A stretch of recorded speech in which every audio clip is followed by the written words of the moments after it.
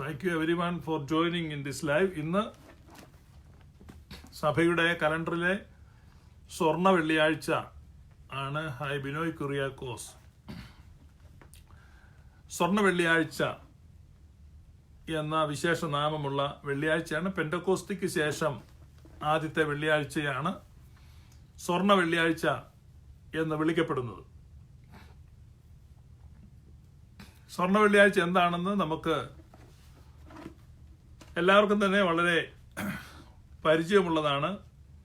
അപ്പോസ്തലന്മാരുടെ നടപടി പുസ്തകം 3-ാം അധ്യായം 1 മുതലുള്ള വാക്യങ്ങൾ ഇങ്ങനെ വായിക്കുന്നു. ഒരിക്കൽ പത്രോസും യോഹന്നാനും 9-ാം മണി നേരം പ്രാർത്ഥനാ സമയത്ത് ദൈവാലയത്തിലേക്ക് ചെല്ലുമ്പോൾ അമ്മയുടെ ഗർഭം മുതൽ മുടന്തനായ ഒരാളെ ചിലർ ചുമന്നുകൊണ്ടുവന്നു. അവനെ ദൈവാലയത്തിൽ ചെല്ലുന്നവരോട് ഭിക്ഷയാചിപ്പാൻ സുന്ദരമെന്ന ദൈവാലയ ഗോപുരത്തിങ്കൽ ദിനംപ്രതി ഇരുത്തുമാറുണ്ട്. അവൻ പത്രോസും യോഹന്നാനും ദൈവാലയത്തിൽ കടപ്പാൻ പോകുന്നത് കണ്ടിട്ട് ഭിക്ഷ ചോദിച്ചു. പത്രോസ് യോഹന്നാനോട് കൂടെ അവനെ ഉറ്റുനോക്കി. ഞങ്ങളെ നോക്കൂ എന്ന് പറഞ്ഞു. അവൻ വല്ലത് കിട്ടുമെന്ന് കരുതി അവരെ സൂക്ഷിച്ചു നോക്കി. അപ്പോൾ പത്രോസ്, വെള്ളിയും പൊന്നും എനിക്കില്ല, എനിക്കുള്ളത് നിനക്ക് തരുന്നു. നസറായനായ യേശുക്രിസ്തുവിന്റെ നാമത്തിൽ നടക്കുക എന്ന് പറഞ്ഞ് അവനെ വലം കൈക്ക് പിടിച്ച് എഴുന്നേൽപ്പിച്ചു. ക്ഷണത്തിൽ അവന്റെ കാലും നരിയാണിയും ഉറച്ച് അവൻ കുതിച്ചെഴുന്നേറ്റ് നടന്നും തുള്ളിയും ദൈവത്തെ പുകഴ്ത്തിയും കൊണ്ട് അവരോടുകൂടെ ദൈവാലയത്തിൽ കടന്നു. അവൻ നടക്കുന്നതും ദൈവത്തെ പുകഴ്ത്തുന്നതും ജനമൊക്കെയും കണ്ടു. ഇവൻ സുന്ദരമെന്ന ദൈവാലയ ഗോപുരത്തിങ്കൽ ഭിക്ഷ യാചിച്ചുകൊണ്ടിരുന്നവൻ എന്നറിഞ്ഞ് അവന് സംഭവിച്ചതിനെ കുറിച്ച് വിസ്മയവും പരിഭ്രമവും നിറഞ്ഞവരായി തീർന്നു. അവൻ പത്രോസിനോടും യോഹന്നാനോടും ചേർന്ന് നിൽക്കുമ്പോൾ ജനമെല്ലാം വിസ്മയം പൂണ്ട് ശലോമോന്റേതെന്ന് പേരുള്ള മണ്ഡപത്തിൽ അവരുടെ അടുക്കൽ ഓടിക്കൂടി. ശലോമോന്റെ മണ്ഡപത്തിലായിരുന്നു അവർ പതിവായി കൂടിയിരുന്നത്. That was their favourite place എന്ന് ഞാൻ കഴിഞ്ഞ ലൈവിൽ പറഞ്ഞിരുന്നു. പലപ്പോഴും അവിടെയാണ് കൂടിക്കൊണ്ടിരുന്നത്. അപ്പൊ ഈ സംഭവം, പൊന്നും വെള്ളിയും ഞങ്ങൾക്കില്ല, ഞങ്ങൾക്കുള്ളത് നിനക്ക് തരുന്നു എന്ന് പറഞ്ഞ ആ മുടന്തനെ സുഖപ്പെടുത്തിയതിന്റെ ഓർമ്മ ആചരിക്കുന്നതാണ് ഈ വെള്ളിയാഴ്ച. അതുകൊണ്ടാണ് ഈ വെള്ളിയാഴ്ചയെ സ്വർണ്ണ വെള്ളിയാഴ്ച എന്ന് പറയുന്നത്. ആക്ച്വലി സ്വർണമില്ല എന്ന് പറഞ്ഞ വെള്ളിയാഴ്ചയാണ് സ്വർണ്ണ വെള്ളിയാഴ്ച. എന്നാൽ സ്വർണത്തെക്കാൾ വിലയേറിയ ദൈവശക്തി, ദാവീദ് പറയുമ്പോ അത് പൊന്നിലും വളരെ തങ്കത്തിലും ആഗ്രഹിക്കത്തക്കത്, ദൈവത്തിന്റെ വചനത്തെക്കുറിച്ച് പറയാണ്. പൊന്നിലും വളരെ തങ്കത്തിലും ആഗ്രഹിക്കത്തക്ക വചനം. ഇവിടെ പൊന്നും വെള്ളിയും ഞങ്ങൾക്കില്ല, ഞങ്ങൾക്കുള്ളത് ആ അധികാരമാണ്, ആ ശക്തിയാണ്. ഉയരത്തിൽ നിന്ന് ശക്തി ധരിക്കുവോളം നഗരത്തിൽ കാത്തിരിപ്പീൻ എന്നാണ് കർത്താവ് അവരോട് പറഞ്ഞത്. അവരതനുസരിച്ച് 10 ദിവസം കാത്തിരുന്നു. 10-ാം ദിവസം പെന്തക്കോസ്താ നാൾ പരിശുദ്ധ റൂഹ അവരെ ശക്തിയാൽ നിറച്ചു. അപ്പൊ ആ ശക്തിയുടെ പ്രദർശനം ഈ വെള്ളിയാഴ്ചയാണ് നടക്കുന്നത്. ഞായറാഴ്ച അവരുടെ മേൽ പരിശുദ്ധ റൂഹ വരികയും അവർ വിവിധ ഭാഷകളിൽ സംസാരിക്കുകയും ചെയ്തു. പിന്നീട് ഉള്ള ദിവസങ്ങളിൽ തിങ്കളാഴ്ച സഭയുടെ രേഖകൾ സംസാരിക്കുന്നത്, തിങ്കളാഴ്ച അവർ മൂറോൻ തൈലം ഉണ്ടാക്കി. ചൊവ്വാഴ്ച അവർ ബലിപീഠം തയ്യാറാക്കി. ബുധനാഴ്ച അവർ ദൈവമാതാവിനെ സ്നാനപ്പെടുത്തി മാമോദിസ കൊടുത്തു. ബുധനാഴ്ച തന്നെ അവർ ആദ്യത്തെ വിശുദ്ധ കുർബാന അർപ്പിച്ചു. ആ കുർബാന അർപ്പിക്കാനുള്ള ക്രമം യാക്കോബ് ശ്ലീഹ എഴുതിയുണ്ടാക്കി. അതിനെയാണ് സഭകൾ യാക്കോബിന്റെ തക്സ എന്ന് വിളിക്കുന്നത്.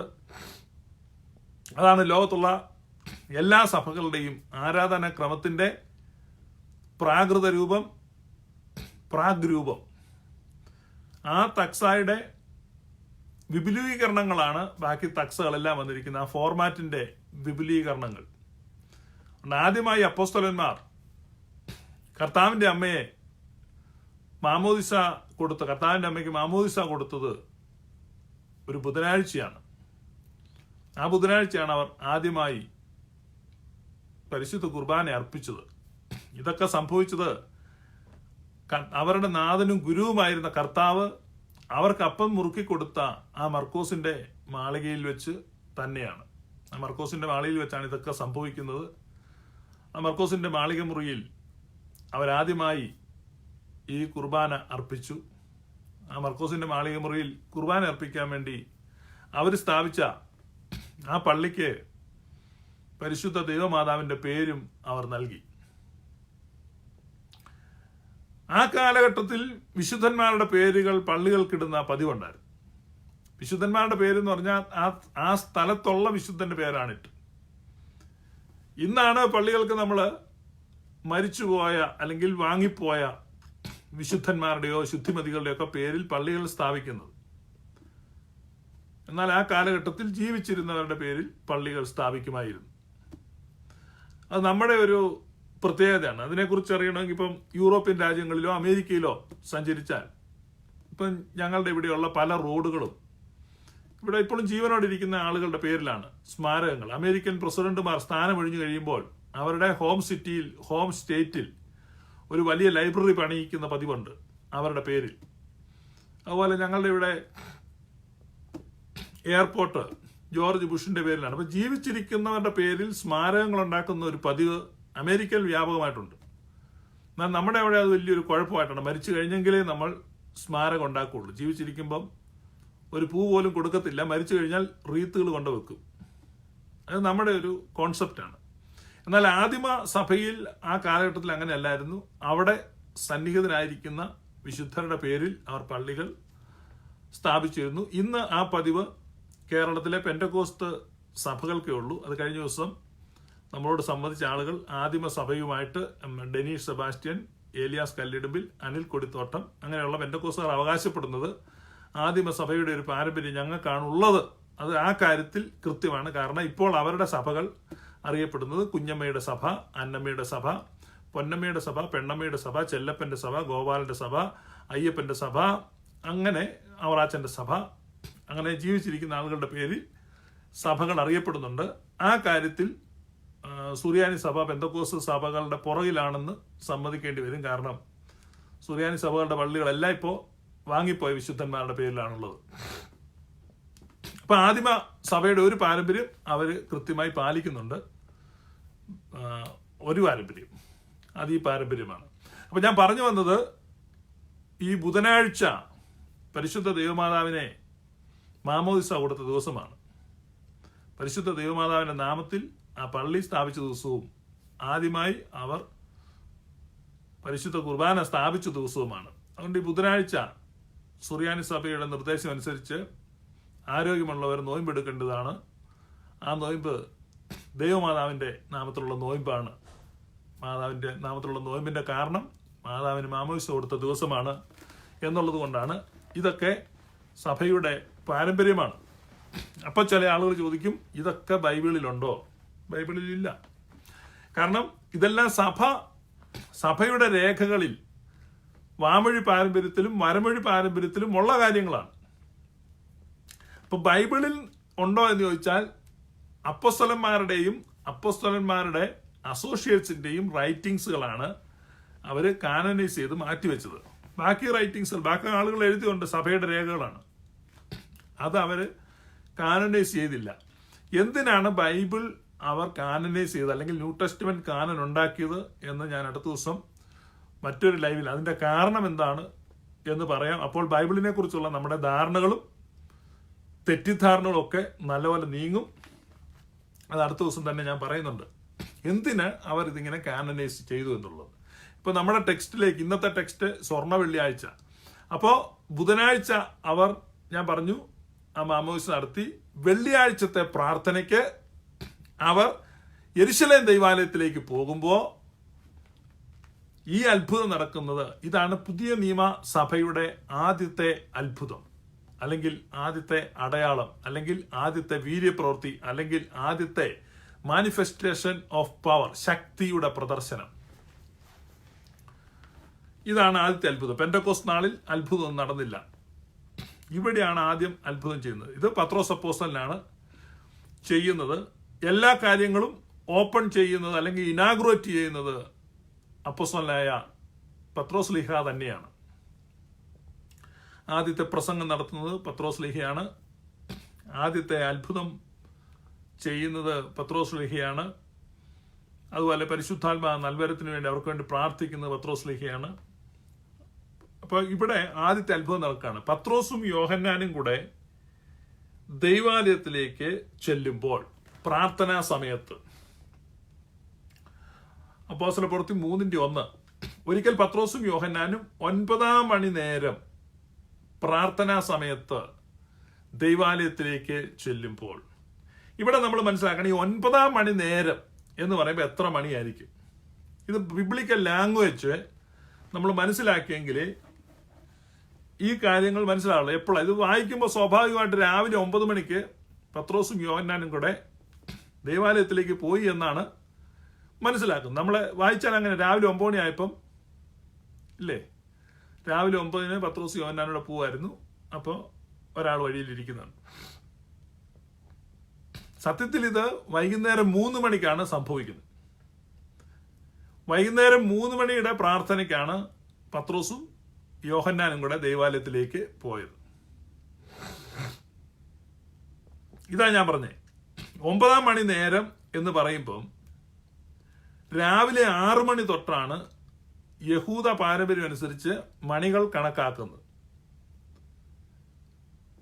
അപ്പൊ 7 മണിയാകുമ്പോൾ 1-ാം മണിയാകും, 8 മണിയാകുമ്പോൾ 2-ാം മണിയാകും, 9 മണിയാകുമ്പോൾ 3-ാം മണിയാകും. സൂര്യോദയം തൊട്ട് കൂട്ടുക. അപ്പം 3-ാം മണി എന്ന് പറഞ്ഞാൽ രാവിലെ 9, 6-ാം മണി എന്ന് പറഞ്ഞാൽ ഉച്ചയ്ക്ക് 12, 9-ാം മണി എന്ന് പറഞ്ഞാൽ വൈകുന്നേരം 3 മണി. നിങ്ങളുടെ തലയ്ക്കകത്ത് ബൈബിൾ വായിക്കുമ്പോൾ ആ ഒരു ക്ലോക്ക് സെറ്റ് ചെയ്യണം, അല്ലെ? അങ്ങനെയാണെങ്കിൽ മാത്രമേ ഇത് നമുക്ക് മനസ്സിലാകത്തുള്ളൂ. അപ്പൊ രാവിലെ 6-നാണ് തുടങ്ങുന്നത്. 7 ആകുമ്പോൾ 1 മണിയാകും, 8 ആകുമ്പോൾ 2 മണിയാകും, 9 ആകുമ്പോൾ 3 മണിയാകും. നിങ്ങൾ ബൈബിളിൽ വായിക്കുമ്പോൾ 3-ാം മണി എന്ന് വായിച്ചാൽ രാവിലെ 9 മനസ്സിലാക്കുക. 9-ാം മണി എന്ന് വായിക്കുമ്പോൾ ഉച്ച കഴിഞ്ഞ് 3 മണിയായെന്ന് മനസ്സിലാക്കുക. 6-ാം മണി എന്ന് വായിച്ചാൽ കൃത്യം ഉച്ചയ്ക്ക് 12 മണിയാണ്. ഇതാണ് യഹൂദ സമ്പ്രദായം. അപ്പോൾ തന്നെ അവിടെ റോമൻ സമ്പ്രദായമുണ്ട്, റോമൻ വാച്ച് ഉണ്ട്. റോമൻ വാച്ച് എൻറ്റയർലി ഡിഫറെന്റ് ആണ്. അവര് കണക്ക് കൂട്ടുന്ന രാത്രി 12-ന്. അപ്പൊ അവർക്ക് 1-ാം മണി എന്ന് പറഞ്ഞാൽ വെളുപ്പിന് 1 മണിയാണ്. നമ്മളിപ്പോ കണക്ക് കൂട്ടുന്നില്ലേ. അപ്പൊ 9-ാം മണി എന്ന് പറഞ്ഞാൽ രാവിലെ 9. അപ്പൊ ഈ രേഖപ്പെടുത്തിയിരിക്കുന്നത് റോമൻ സിസ്റ്റത്തിലാണോ ജൂവിഷ് സിസ്റ്റത്തിലാണോ രേഖപ്പെടുത്തിയിരിക്കുന്നെന്ന് നമ്മൾ ആദ്യം വിവേചിക്കണം. വിവേചിച്ചിട്ട് വായിക്കുമ്പോൾ മാത്രമേ ഇത് സമയം നമുക്ക് ഇന്ന് മനസ്സിലാക്കാൻ പറ്റത്തുള്ളൂ. യഹൂദ സമ്പ്രദായത്തിൽ എഴുതിയിരിക്കുന്നെങ്കിൽ തിരിച്ച് മനസ്സിലാക്കണം. 9-ാം മണി നേരം എന്ന് പറയുമ്പോൾ ഉച്ച കഴിഞ്ഞ് 3 മണിയാണെന്ന് മനസ്സിലാക്കണം. എന്നാൽ അത് റോമൻ സമ്പ്രദായത്തിൽ എഴുതിയിരിക്കുന്നെങ്കിൽ 9-ാം മണി എന്ന് എഴുതിയാൽ രാവിലെ 9 തന്നെയാണ്. ഏതായാലും ഇവിടെ ലൂക്കോസ് എഴുതിയിരിക്കുന്നത് യഹൂദ പശ്ചാത്തലത്തിലാണ്. അപ്പോൾ 9-ാം മണിയുടെ പ്രാർത്ഥനയ്ക്ക് അവർ ദൈവാലയത്തിലേക്ക് പോയി എന്ന് പറഞ്ഞാൽ യാമപ്രാർത്ഥനയ്ക്ക് പോയി. സമയം വെച്ചുള്ള പ്രാർത്ഥനയാണ് യാമപ്രാർത്ഥനകൾ. ഇതെല്ലാം യഹൂദ പാരമ്പര്യമാണ്. എഴുതി വെച്ച പ്രാർത്ഥനകൾ, സമയം നോക്കിയുള്ള പ്രാർത്ഥനകൾ. അപ്പൊ ഇതിനെയാണ് നമ്മുടെ പെന്തക്കോസ്ത് സഭകൾ എൻറ്റയർലി തെറ്റാണെന്ന് പറയുന്നതും അവനെ അട്ടമെന്റായിട്ട് അങ്ങ് എതിർക്കുന്നതും ഒക്കെ അതാണ്. അപ്പൊ സമയം ഉണ്ടാകാൻ പാടില്ല, സമയം നോക്കി പ്രാർത്ഥിക്കാൻ പാടില്ല. പിന്നീട് ഇപ്പൊ അവർക്ക് സമയങ്ങളൊക്കെ ആയി, പലയിടത്തും രാവിലെ 10 മുതൽ 1 മണി വരെ ആരാധന എന്നൊക്കെ എഴുതി വെക്കാൻ തുടങ്ങി. അപ്പൊ അത് പാപം അല്ലാതെയായി. പിന്നെ ഇപ്പൊ എഴുതിയ പ്രാർത്ഥനകൾ, ഇപ്പൊ ഞാൻ ഈ പെന്തക്കോസ് വിമർശനം നടത്തുന്നതിന് പല കാരണങ്ങളുണ്ട്. ഞാൻ 25 വർഷം പെന്തക്കോസിൽ നിന്ന ഒരു വ്യക്തി. ഇന്നത്തെ ലൈവിലും അത് ചോദ്യം ചെയ്യപ്പെട്ടു. ഞാൻ പെന്തക്കോസിൽ ചേരുന്ന സമയത്ത് പെന്തക്കോസിൽ ചേരാനുണ്ടായ പല ഘടകങ്ങളുണ്ട്. ഇന്നലെ ചില ആളുകൾ വിമർശനമായിട്ട് വന്നു. ഞാൻ പറഞ്ഞതിൽ കോൺട്രഡിക്ഷൻ ഉണ്ട് എന്ന് പറഞ്ഞു. അതായത് ഞാൻ പണ്ട് പറഞ്ഞ ആരും പറഞ്ഞിട്ടല്ല ഞാൻ ദൈവത്തിൽ വിശ്വസിച്ചത്. ഇന്നലെ ഞാൻ പറഞ്ഞു മഹദിയ ബാബിലോൺ എന്ന പുസ്തകവും മറ്റാളുകളുടെ സ്വാധീനവും ഉണ്ടെന്ന്. അത് പരസ്പര വിരുദ്ധമല്ല. ഞാൻ പറഞ്ഞത് എനിക്ക് ദൈവത്തിൽ വിശ്വാസമില്ലായിരുന്നു. ദൈവവിശ്വാസത്തിലേക്ക് ഞാൻ നയിച്ചത് ഒരാൾ ഉപദേശിച്ചിട്ടല്ല. എന്നാൽ പിന്നീട് പലതരത്തിലുള്ള ഇൻഫ്ലുവൻസുകൾ ഉണ്ടാകും. കേരളത്തിൽ താമസിക്കുന്ന ഒരാൾക്ക് ഒരു ഇൻഫ്ലുവൻസ് ഉണ്ടാകുക എന്ന് പറഞ്ഞാൽ അത് ഏറ്റവും വലിയ നുണയല്ലേ? അപ്പം ഈ പറയുന്ന കാര്യങ്ങൾ ആ അർത്ഥത്തിൽ മനസ്സിലാക്കണം. അപ്പോൾ ഞാൻ പെന്റക്കോസ്റ്റിലേക്ക് വരുമ്പോൾ, ഞാൻ അല്ലെങ്കിൽ എന്നെപ്പോലെയുള്ള നിങ്ങൾ പലരും പെന്റക്കോസ്റ്റിലേക്ക് വരുമ്പോൾ ഏറ്റവും വലിയ ഹറാമായിട്ട് അല്ലെങ്കിൽ ഏറ്റവും വലിയ കുഴപ്പമായിട്ട് അവതരിപ്പിച്ചിരുന്ന ഒരു കാര്യമാണ് എഴുതി വെച്ച പ്രാർത്ഥനകൾ. എഴുതി വച്ചിരിക്കുന്ന പ്രാർത്ഥന തെറ്റാണ്, പാപമാണ്, അത് ചുമ്മാ ആവർത്തിക്കുകയാണ്. നമ്മൾ എപ്പോഴും ഹൃദയത്തിൽ നിന്ന് വേണം പരിശുദ്ധാത്മാവിൽ പ്രാർത്ഥിക്കുവാൻ. ഞാനൊക്കെ ആ ട്രാപ്പിൽ വീണു പോയതാണ്. അപ്പോൾ ഹോളി സ്പിരിറ്റിൽ നിറഞ്ഞുള്ള പ്രാർത്ഥന, ഹോളി സ്പിരിറ്റ് നയിക്കുന്ന പ്രാർത്ഥന, സ്പോണ്ടേനിയസ് പ്രയർ. അങ്ങനെ ആദ്യകാലത്തൊക്കെ ഈ കൂട്ടായ്മയിലൊക്കെ പോയിരുന്ന് ഭയങ്കര അമ്പരപ്പായിരുന്നു. ഞാൻ ഇന്നും ഓർക്കുന്നുണ്ട്, ഞാനിങ്ങനെ വിശ്വാസത്തിൽ വന്നിട്ട് എന്നെ ഒരു കൂട്ടായ്മയ്ക്ക് കൊണ്ടുപോയി. ഇപ്പോൾ ഒരു രാത്രിയിലാണ്, കുറേ പേരിരുന്ന് പ്രാർത്ഥിക്കുകയാണ്. അപ്പോൾ ഓരോരുത്തരുടെ പ്രാർത്ഥന കേട്ട് ഞാൻ ഞെട്ടുക. അപ്പം ഞാനത് വളരെ അറ്റൻറ്റീവായിട്ടായിരിക്കുന്നത്, ഓരോ വരി ശ്രദ്ധിക്കുന്നുണ്ട്. അപ്പോൾ ഒരാളിരുന്നിങ്ങനെ പ്രാർത്ഥിച്ച് തകർക്കുകയാണ്, പ്രാർത്ഥിച്ച് തകർത്തിങ്ങനെ. അപ്പോഴേക്കും ആളുകളെല്ലാം ഇത് അങ്ങ് പെട്രോൾ ഒഴിച്ച് കൊടുത്തോണ്ടിരിക്കുക. അപ്പം ആ പുള്ളി പ്രാർത്ഥിച്ചിങ്ങനെ, കർത്താവേ ബിലിയാമിൻ്റെ കഴുതയുടെ വായ തുറന്നതുപോലെ. അപ്പം എനിക്ക് ബിലിയാം ആരാന്നറിയത്തില്ല, കഴുതി ആരാന്നറിയത്തില്ല. ഞാൻ വലിയ ആദരവോടെ ആ മനുഷ്യനെ ഇങ്ങനെ നോക്കൂ, ഇതൊക്കെ ആരായിരിക്കും. അന്ന് രാത്രി ഞാൻ വീട്ടിൽ വന്നിരുന്ന് കരഞ്ഞ്, കർത്താവ് ഇതൊക്കെ ഞാൻ എന്ന് മനസ്സിലാക്കും, കാരണം ഈ ബിലിയാം ആരാ കഴുതി ആരാ എന്ന് ഞാൻ വിഷമിച്ചിങ്ങനെ ബൈബിള് തുറന്നപ്പോൾ കൃത്യം ആ സംഖ്യാപുസ്തകത്തിൽ ആ ബിലിയാമിൻ്റെ ഭാഗം കിട്ടി. ഞാനത് രാത്രി എൻ്റെ ഇരുന്ന് വായിച്ചു, സമാധാനത്തോടെ കിടന്നത്. അത് ഞാൻ തുറന്നപ്പോൾ എനിക്കത് കിട്ടി. അങ്ങനെ ഓരോരോ ഭാഗങ്ങൾ. അപ്പം അപ്പം ഞാൻ വലിയ ആദരവായിരുന്നു. പിന്നീട് ഞാൻ പല പ്രാവശ്യം പ്രാർത്ഥന കേട്ടപ്പം ആ മനുഷ്യൻ എല്ലാ പ്രാവശ്യവും ഇത് തന്നെയാണ് പ്രാർത്ഥിക്കുന്നത്. ആദ്യമായിട്ട് കേട്ടപ്പോൾ എനിക്കൊരു അമ്പരപ്പ് വന്ന, അയാൾ സ്ഥിരം പ്രാർത്ഥിക്കുന്ന ഏലിയാവിനെ കൊണ്ട് തീ ഇറക്കി, ബിലിയാമിൻ്റെ വാ തുറന്നു, ഇങ്ങനെ കുറെ ക്ലീഷേ ഡയലോഗുകളാണ്. പിന്നീട് ഞാൻ നോക്കി ഈ പ്രാർത്ഥനാ വീരന്മാർ പ്രാർത്ഥിക്കുന്ന എല്ലാം ശ്രദ്ധിച്ചപ്പം ഇവർ കാണാതെ പഠിച്ചു വെച്ചിരിക്കുകയാണ്, ഇവരുടെ അകത്ത് രജിസ്റ്റർ ചെയ്ത് കിടക്കുകയാണ്. അതിങ്ങനെ പ്രാർത്ഥിക്കാം എന്ന് പറയുമ്പോഴേ ഈ ടേപ്പ് റെക്കോർഡർ ഓൺ ചെയ്യുന്ന പോലെ എന്നിട്ട് ഇങ്ങനെ ഇവരുടെ അന്തരംഗവും ഈ അക്ഷരവിസർജനവുമായിട്ട് ഞാൻ അതേ പറയത്തുള്ളൂ, അക്ഷരവിസർജനം എന്ന് മാത്രമേ പറയാൻ പറ്റത്തുള്ളൂ. അതിന് നമ്മൾ പ്രാർത്ഥിക്കുന്ന എഴുതി വെച്ച പ്രാർത്ഥനയാണെങ്കിലും ഹൃദയത്തിൽ തൊട്ട് ആ വരികൾ പ്രാർത്ഥിച്ചാൽ. ഇപ്പൊ എഴുതി വെച്ചതൊക്കെ പാപാണെങ്കിൽ ബൈബിൾ പാപാണല്ലോ, എന്തിനാ പിന്നെ ബൈബിൾ എടുക്കുന്നത്? പാഠപുസ്തകത്തിൽ നോക്കിയാണല്ലോ ഇവർ പാടുന്നത്, എഴുതി വെച്ച പാട്ടാണല്ലോ പാടുന്നത്. അപ്പൊ പാട്ട് പാടുമ്പോൾ എഴുതി വെച്ചതാകാം, ബൈബിള് വായിക്കുമ്പോൾ എഴുതി വെച്ചതാകാം, പ്രാർത്ഥനകൾ എഴുതി വെച്ചിരിക്കുന്ന പാപമാണ്. എന്താണ്? അസൂയ അല്ലാതെ വേറൊന്നുമില്ല.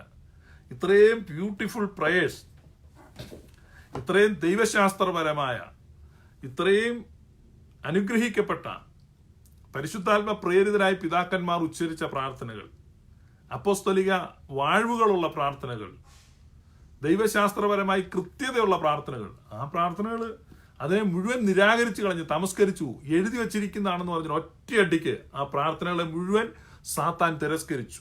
ഇന്ന് ആ പ്രാർത്ഥനകളെ ഞാൻ എടുത്ത് നോക്കുമ്പോൾ ആ പ്രാർത്ഥനകൾ ഏറ്റവും ശ്രേഷ്ഠമാണ്.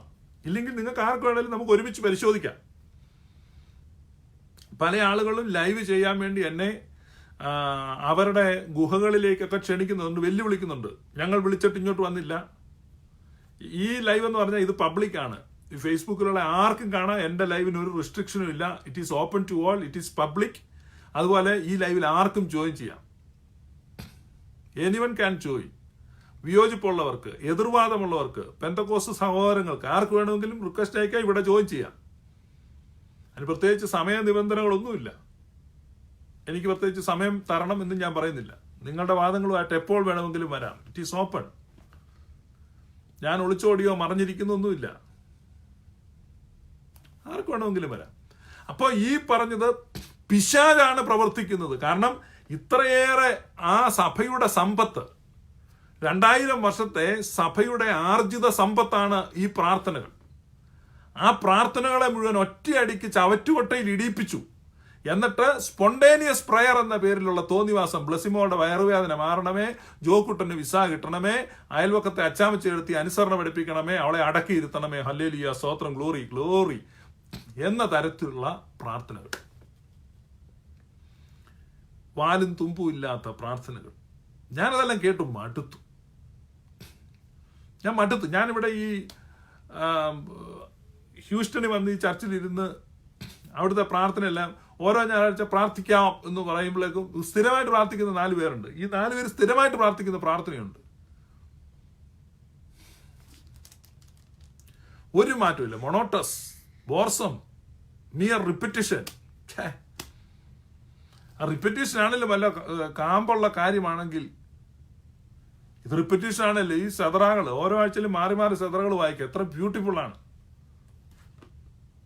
ഇവർ ഈ തോന്നിവാസം പറയുന്നതിനേക്കാൾ നല്ലതല്ലേ?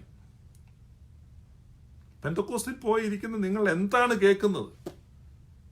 ആകയാൽ നിങ്ങൾ എന്ത് കാണാൻ പോയി എന്ന് യേശു കർത്താവ് ചോദിച്ച പോലെ നിങ്ങൾ എന്ത് കേൾക്കാൻ പോയി? കുറച്ച് പരിദേവനങ്ങൾ, പിന്നെ ദൈവത്തെക്കുറിച്ച്. നമ്മുടെ ഒക്കെ ജീവിതത്തിൽ ഉയർച്ചകളും താഴ്ചകളും ഉണ്ടാവും. ഉയർച്ചകളും താഴ്ചകളും, കയറ്റവും ഇറക്കവും, ഇരുളും വെളിച്ചവും, സന്തോഷവും സന്താപവും, സുഖദുഃഖ സമ്മിശ്രമാണ് ജീവിതം. എല്ലാ മനുഷ്യർക്കും, കാട്ടിൽ വസിക്കുന്ന ആദിവാസിക്ക് 2 കിഴങ്ങ് കൂടുതൽ കിട്ടിയാൽ അവൻ അവന്റെ മലദൈവം തന്നാന്ന് പറയും, സന്തോഷിക്കും. അസുഖം വന്നു കഴിഞ്ഞാൽ അവന്റെ ദൈവങ്ങൾ എന്തോ കോപിച്ചു എന്ന് അവൻ ചിന്തിക്കും. ഇതൊക്കെ മനുഷ്യന്റെ സ്വാഭാവിക ചിന്തയാണ്, സ്വാഭാവികമായിട്ട് മനുഷ്യന് കിട്ടുന്നത്. അപ്പൊ ആ തരത്തിൽ ഇന്നലെ ഒരു പെന്തക്കോസ്ത് സഹോദരി എന്നല്ല, അവൾ ഓർത്തഡോക്സുകാരിയായിരുന്നു. 2 കൊല്ലം മുമ്പ് പെന്തക്കോസ്ത് ചേർന്ന് എനിക്കറിയാം. പുള്ളിക്കാട്ടി മകൾക്ക് കൊച്ചിനൊരു യൂണിഫോം ഇട്ടിട്ട് എഴുതിയിരിക്കുക, എൻ്റെ കുഞ്ഞിലൊന്നും എനിക്ക് യൂണിഫോം ഇല്ലായിരുന്നു മഴക്കാലത്ത്. അത് കേരളത്തിൽ എല്ലാവരുടെ പൊതുസ്ഥിതിയായിരുന്നു. അപ്പൊ ഇന്ന് കർത്താവ് എന്നെ അനുഗ്രഹിച്ചിരിക്കുന്നു, പ്രത്യേകമായി നൂലെ കെട്ടി യൂണിഫോം ഇറക്കിയിരിക്കുന്നൊന്നുമല്ല. അത് പൊതുവായിട്ടുണ്ടായ ഒരു സാമൂഹിക പുരോഗതിയുടെ ഭാഗമായിട്ട് അതിനുവേണ്ടി ഇവരിരുന്നിങ്ങ് മോങ്ങുകയാണ്. എന്താണ്? നടത്തിയ വിധങ്ങൾ ഓർത്താൽ. പിന്നെ സ്പെഷ്യലായിട്ട് കർത്താവ് ഇവനെ നടത്തിയ വിധങ്ങൾ ഓർത്താൽ. ഫേസ്ബുക്ക് തുറന്നാൽ അകാലമരണം പ്രാപിച്ച പെന്തക്കോസ്തുകാരുടെ പടങ്ങളല്ലേ ഉള്ളൂ. പെന്തക്കോസ്ത് ഗ്രൂപ്പിൽ ഞാൻ കുറ്റം പറയുന്നല്ല, കാരണം ഈ കാലഘട്ടത്തിൽ അപകടങ്ങൾ കൂടുതലാണ്, പല രോഗങ്ങളുണ്ട്, ആളുകൾ ചെറുപ്പത്തിൽ മരിക്കുന്നു, അപകടത്തിൽ മരിക്കുന്നു. ഇതൊക്കെ എല്ലാ കമ്മ്യൂണിറ്റിയും ഉണ്ട്. ഇപ്പൊ നിങ്ങൾ പറയുന്ന വാദം ശരിയാണെങ്കിൽ, നിങ്ങൾ ദൈവജനമാണെങ്കിൽ നിങ്ങളുടെ ഇടയിൽ അകാല മരണങ്ങൾ ഉണ്ടാകാൻ പാടില്ല. കഴിഞ്ഞ ആഴ്ച തന്നെ 14, 15, 16 വയസ്സുള്ള 4 പിള്ളേരാണ് പെന്തക്കോസ്തിൽ മരിച്ചത്. ഫേസ്ബുക്കിൽ കാണുന്ന. നിങ്ങൾ ഈ പറയുന്ന സ്പെഷ്യൽ പ്രൊട്ടക്ഷൻ ഉണ്ടെങ്കിൽ അത് പാടില്ല. ചെറുപ്പക്കാർ മരിച്ചത് കഴിഞ്ഞ ഒരാഴ്ച കൊണ്ട് 40 വയസ്സ് താഴെയുള്ള 11 പേരാ മരിച്ചത് പെന്തക്കോസ്തിൽ. ഞാൻ കുറ്റം പറയല്ല, വിധിക്കാൻ ഞാനല്ല. ഞാൻ പറയുന്നതിന്റെ സെൻസ് നിങ്ങൾ മനസ്സിലാക്കണം. മറ്റു കമ്മ്യൂണിറ്റിയിലും മരിക്കുന്നുണ്ട്. ഞാൻ പറഞ്ഞത് സ്പെഷ്യൽ പ്രൊട്ടക്ഷൻ എന്ന് പറഞ്ഞവരെണ്ണം ഇല്ല. You have no immunity against all this calamity. There is no such community exist in this world.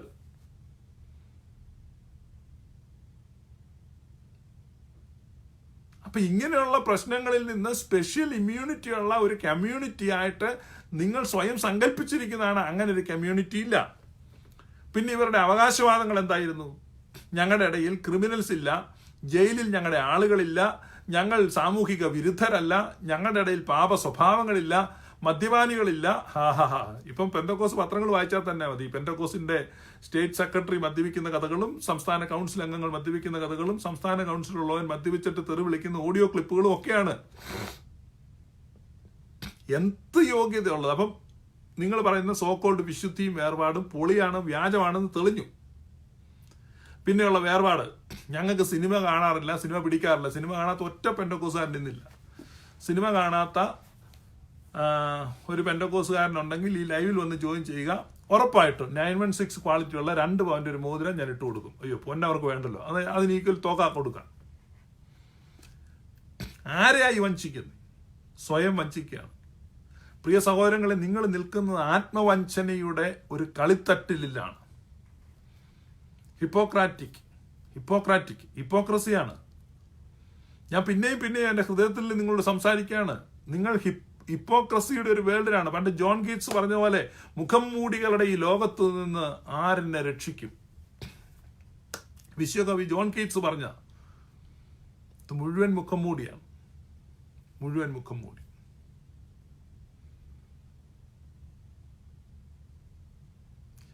ഞാൻ ഇന്നാൾ പറഞ്ഞ കരോൾ വന്നപ്പം കരോൾ സംഘത്തിന് കേക്ക് കൊടുക്കാൻ വേണ്ടി വീട്ടിനകത്തോട്ട് വിളിച്ചു. എല്ലാവരും കയറി, ക്രിസ്തുമസ് ഫാദറിനെ സ്വീകരിച്ചു. കേക്ക് തിന്നാൻ വേണ്ടി ഈ ക്രിസ്തുമസ് ഫാദർ മുഖംമൂടി ഇങ്ങനെ മുഖംമൂടി പൊക്കിയപ്പോഴാണ് വീട്ടുകാർക്ക് മനസ്സിലായത് കഴിഞ്ഞ മാസം അവരുടെ പശുവിനെ കട്ടുകൊണ്ട് പോയ കള്ളം പപ്പുവാ. കുട്ടിത്തുറണം ക്രിസ്തുമസ് ആണെന്ന് ഓർത്തില്ല, ഫാദർ ആണെന്ന് ഓർത്തില്ല. അപ്പടാ മുഖംമൂടി വെച്ച്. അപ്പൊ ഇതാണ് മുഖംമൂടികൾ കഴിഞ്ഞാൽ പലരെയും ചവിട്ടി ഇറക്കും. ഇപ്പൊ ഓരോരുത്തന്മാരൊക്കെ ഓരോ വീട്ടിൽ വന്ന് താമസിക്കുന്നുണ്ട്. അമേരിക്കയിൽ അമ്മാമ്മമാർ മീൻകറി വെച്ച് സൽക്കരിക്കുന്നുണ്ട്. ആരാണെന്നറിയണം. അപ്പം മുഖംമൂടികളുടെ ലോകത്ത് നിന്ന് രക്ഷിക്കണം. ഇത് മൊത്തത്തിൽ മുഖംമൂടി ചർച്ചിൽ നിന്ന് തന്നെ ഇഷ്യൂ ചെയ്തിരിക്കും.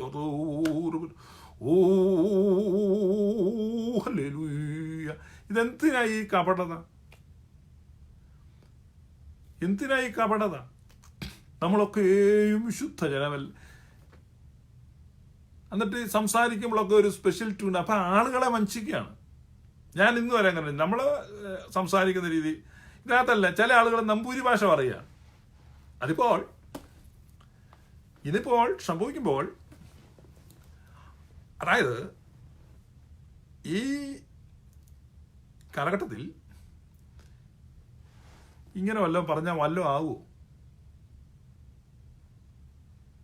ആഢ്യഭാഷ പറയാൻ നമ്മളോ ആവോ? ഞാൻ ജനിച്ചപ്പോൾ തൊട്ട് എന്ത് ലാംഗ്വേജ്, എന്ത് സംസാര ശൈലി പറയുന്നത് അത് തന്നെ, വീട്ടിൽ പറയുന്നത് തന്നെ, ലൈവിൽ പറയുന്നത് തന്നെ. നിങ്ങൾ ഇനി എന്നെ കണ്ടാൽ ഞാൻ പറയുന്നത് ഇങ്ങനെ. ഇതിനകത്ത് പ്രത്യേകിച്ച് ഏച്ചുകെട്ടലും തൊങ്ങലും മുഖംമൂടി ഒന്നും വെച്ചിട്ട് ഒരു കാര്യമില്ല. നമ്മൾ എന്ത് പ്രൂവ് ചെയ്യാനിരിക്കുന്നു? പക്ഷെ ഈ പെന്തക്കോസ്റ്റിലെ ആളുകളുണ്ടല്ലോ, അവർ നിങ്ങളെ കാണുമ്പോൾ ഒരു സ്പെഷ്യൽ ലാംഗ്വേജ് ആണ് അവർ പറയുന്നത്. എനിക്കും ഇതൊക്കെ പറഞ്ഞ് സുഖമായിട്ടിരിക്കായിരുന്നു. അതാണ് ഞാനും അവരുമായിട്ട് ഒരിക്കലും ചേരാതെ വന്നതിന്റെ കാരണം. ഇപ്പം ഞാനിവിടെ ഈ അമേരിക്കയിലൂടെ താമസിക്കുന്ന സ്ഥലത്താണ് ഇവിടെ കാണുന്നത് ഞങ്ങളുടെ പെന്തക്കോസ്റ്റിലെ സഹോദരന്മാരെ തന്നെ കണ്ടു. ഞാൻ എന്നെ കണ്ടു കഴിഞ്ഞാൽ എന്നെ കണ്ടാവേ എന്നാ ഞാൻ സുഖമായിട്ടിരിക്കുന്നോ? ഇതാണ്. പക്ഷെ ഞാൻ അങ്ങനെ ചെയ്യരുതായിരുന്നു. അവർ പ്രതീക്ഷിക്കുന്ന അതല്ല. ഒരു പാസ്റ്റർ എന്ന നിലയ്ക്കാണ് അവരെന്നെ സ്നേഹിക്കുകയും കരുതുകയൊക്കെ ചെയ്യുന്നത്. അപ്പം ഞാൻ എന്ത് ചെയ്യണം? കണ്ട ഉടനെ ഞാനിങ്ങനെ ഈ ശരീരം അനങ്ങാതെ ഇങ്ങനെ ചെന്നിട്ട് ഇങ്ങനെ, ബ്രദർ ക്ഷേമമായിരിക്കുന്നു, സന്തോഷമായിട്ടിരിക്കുന്നു, പാസ്റ്റർക്ക് എങ്ങനെയുണ്ട്? കൃപയാൽ ദൈവം നടത്തുന്നു, സ്തോത്രം സ്തോത്രം. ഇങ്ങനെയൊക്കെ അഭിനയിക്കണം. അപ്പൊ അവര് നമുക്കൊരു $100 തരും പാസ്റ്ററെ. അപ്പൊ ഇങ്ങനെ ഒരു മുഖം മൂടി. എന്നിട്ട് വീട്ടിൽ വന്നിരുന്ന് നമ്മള് എന്ത് വേണം ചെയ്യാം, അത് കുഴപ്പമില്ല. നിങ്ങൾക്ക് ഞാൻ പറയുന്നത് മനസ്സിലാകുന്നുണ്ടോ? പെന്തക്കോസ്തുകാരുടെ ഞാൻ പറയുന്നത്. നിങ്ങൾ ഇതല്ലേ ചെയ്തുകൊണ്ടിരിക്കുന്നത്? ഇത്തരത്തിലുള്ള അഭിനയങ്ങൾ സ്റ്റോപ്പ് ഇറ്റ്.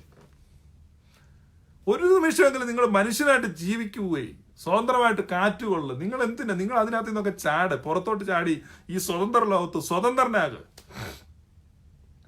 നിങ്ങളെ ഇരുത്തിയിരിക്കുകയാണ്. പതിവായി ഇരുത്താറുണ്ട്. എവിടെയാ? ദൈവാലയത്തിന്റെ വാതുക്കൽ. ഇവൻ ജന്മം മുതൽ മുടന്തനാണ്. ഇവനെ കൊണ്ട് അവിടെ ഇരുത്തി ഭിക്ഷയാചിപ്പിക്കാൻ. അപ്പൊ അവിടേക്കാണ് പത്രോസും യോഹന്നാനും ചെല്ലുന്നത്. സുന്ദരമെന്ന ദൈവാലയ ഗോപുരത്തിൽ ഗർഭം മുതൽ മുടന്തനായ അവൻ ഇരിക്കുകയാണ്. ദൈവാലയ ഗോപുരത്തിൽ അവനെ ദിനം പ്രതി ഇരുത്തുകയാണ്. ഈ സമയത്ത് പെന്തക്കോസ്റ്റൽ ബിബ്ലിക്കൽ ഇന്റർപ്രിട്ടേഷൻ സ്റ്റൈൽ അനുസരിച്ച്, പെന്തക്കോസ്റ്റൽ ഹെർമിന്യൂട്ടിക് പ്രിൻസിപ്പിൾ അനുസരിച്ച് നിന്നെ ആരെങ്കിലും ഇരുത്തിയിട്ടുണ്ടോ, നീ എവിടെയെങ്കിലും ഇരിക്കുകയാണോ എന്ന് ഈ സമയത്തൊന്ന് ചിന്തിക്കണം. മനസ്സിലായോ? 25 കൊല്ലത്തെ പ്രാക്ടീസ് ഉണ്ട്. അതുകൊണ്ടാണ് പറയുന്നത് എവിടെയെങ്കിലും ഇരുത്തിയിരിക്കുകയാണോ. അങ്ങനെ ഇരുന്ന് പോകാനുള്ളതല്ല, എഴുന്നേക്കാൻ. ഞാൻ ഏതായാലും അങ്ങനെ വ്യാഖ്യാനിക്കുന്നില്ല. പത്രോസും യോഹന്നാനും ദൈവാലയത്തിലേക്ക് പോയി. എന്തിനാണ്? യാമപ്രാർത്ഥനയ്ക്ക്. അപ്പൊ ഈ യാമപ്രാർത്ഥനയ്ക്ക് ബൈബിൾ വളരെ പ്രാധാന്യം കൊടുക്കുന്നു. വാക്യങ്ങളൊന്നും എടുക്കുന്നില്ല. നിങ്ങൾ 119 സങ്കീർത്തനം, യെരമ്യാവിന്റെ പ്രവചനം, പിന്നെ ന്യായാധിപന്മാരുടെ പുസ്തകം, ഇതിലൂടെ എല്ലാം പോകുമ്പോൾ നിങ്ങൾക്ക് വിലാപങ്ങളുടെ പുസ്തകം, അതിലെല്ലാം ഈ യാമങ്ങളെ കാണാം. യാമങ്ങൾ എന്ന് പറഞ്ഞാൽ വാച്ചസ്. അത് ഈ കാവലിന് വേണ്ടിയാണ്. എന്ന് പറഞ്ഞാൽ നിങ്ങൾക്ക് ഈ ബക്കിംഗ്ഹാം പാലസിലൊക്കെ ചെല്ലുമ്പോൾ കാണാം അവിടുത്തെ ഈ ഗാർഡ് ഡ്യൂട്ടി മാറുന്നത്. അത് കാണാൻ വേണ്ടി അവിടെ ആളുകളെ നിർത്തും. ഭയങ്കര രസമാണ്. അത് കഴിഞ്ഞാൽ ഗാർഡ് ചേഞ്ച്, കാവൽ നിൽക്കുന്ന ഒരു പ്രതിമ പോലെ നിൽക്കണം. നമ്മളിങ്ങനെ അടുത്ത് നിന്ന് നോക്കിയാലും അറിയത്തില്ല ഇതൊരു മനുഷ്യനാണോ പ്രതിമയാണോ എന്ന്, അനങ്ങത്തില്ല. പക്ഷെ ആ ചേഞ്ച് ചെയ്യുന്ന സമയത്ത് പെട്ടെന്ന് ഇയാൾക്ക് ജീവൻ പ്രാപിച്ച പോലെ ഇയാൾ ഇങ്ങനെ അനങ്ങിയിട്ടൊരു പ്രത്യേക ബാൻഡൊക്കെ മ്യൂസിക്കൊക്കെ ഉണ്ട്. അപ്പോൾ ഇവർ പയ്യെ ഇങ്ങനെ മാറും. വേറൊരു ടീം വന്ന് ആ സ്ഥലത്ത് നിൽക്കും. പിന്നെ അവരും ഇങ്ങനെ അനങ്ങാതെ നിൽക്കും. അത് കഴിഞ്ഞാൽ ടൈം ആകുമ്പോൾ അടുത്ത മ്യൂസിക് വരും, അവർ ചേഞ്ച് ചെയ്യും. ഇങ്ങനെ പുരാതന കാലത്ത് യഹൂദന്മാർക്ക് പാളയത്തെ രാത്രിയിൽ കാവൽ ചെയ്യാൻ വേണ്ടി യാമങ്ങളെ തിരിച്ചു. അത് 3 യാമങ്ങളാണ്. രാത്രി 3 യാമമാണ്. എന്ന് പറഞ്ഞാൽ വൈകിട്ട് 6 മണി തൊട്ട് 10 മണി വരെ 1-ാം യാമം, രാത്രി 10 തൊട്ട് വെളുപ്പിനെ 2 വരെ 2-ാം യാമം, വെളുപ്പിനെ 2 മണി മുതൽ രാവിലെ 6 മണി വരെ 3-ാം യാമം. അങ്ങനെ 3 യാമങ്ങളാണ് രാത്രി. 4 മണിക്കൂറിന്റെ 3 യാമങ്ങൾ. അപ്പൊ ഒന്നാമത്തെ ടീം ഒരു യാമം കാവൽ നോക്കാന്ന് പറഞ്ഞാൽ 4 മണിക്കൂർ നിൽക്കണം.